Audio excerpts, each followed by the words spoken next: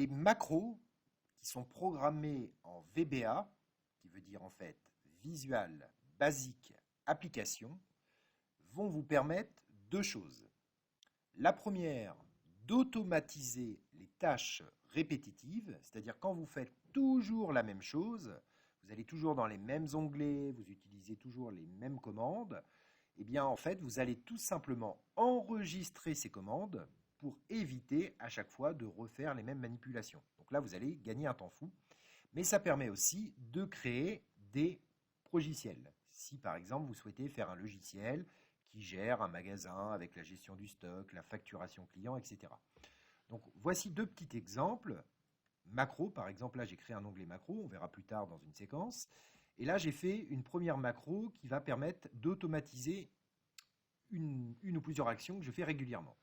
On prend un exemple, j'ai un tableau avec des clients et à chaque fois ce tableau s'alimente et je souhaite pour X raisons afficher chaque jour uniquement les femmes, par exemple, qui ont effectué une commande ou qui se sont inscrites à une association, enfin peu importe l'exemple.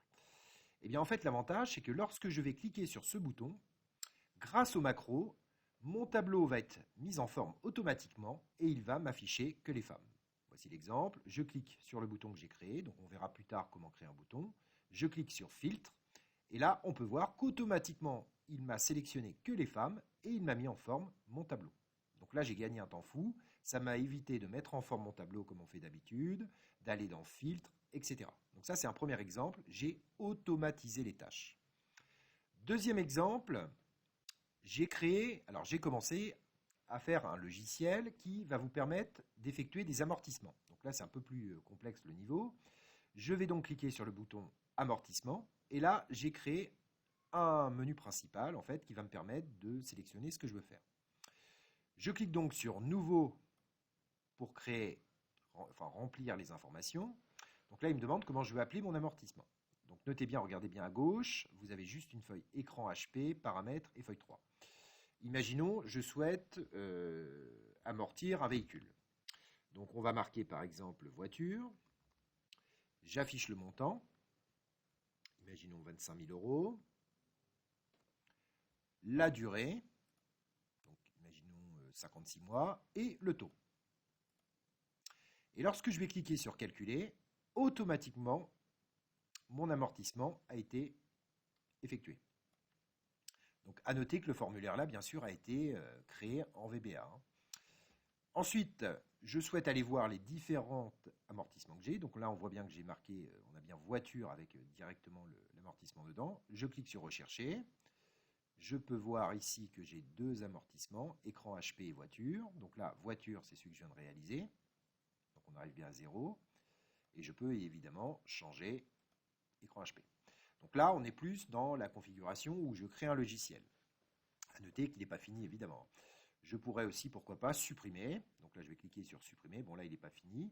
Mais normalement, si je pouvais faire supprimer, là, il pourrait me dire êtes-vous certain, etc. Voilà. Donc l'objectif, en fait, des macros, c'est d'une part d'automatiser les tâches répétitives et aussi de créer des logiciels. Notez bien, et c'est très important, dans les séquences que vous allez voir, les premières séquences, nous allons créer des petits programmes sans intérêt. C'est-à-dire qu'en gros, on va faire des petites lignes de code, du style par exemple, Excel va vous demander votre âge, votre prénom, il vous dira par exemple, bonjour Agnès, tu as 32 ans par exemple. Et en fait, pourquoi? Parce que c'est un peu comme une langue étrangère. C'est-à-dire que je souhaite avant vous apprendre des lignes de code qui peuvent pour vous servir à rien, mais bien sûr, elles vont vous servir plus tard.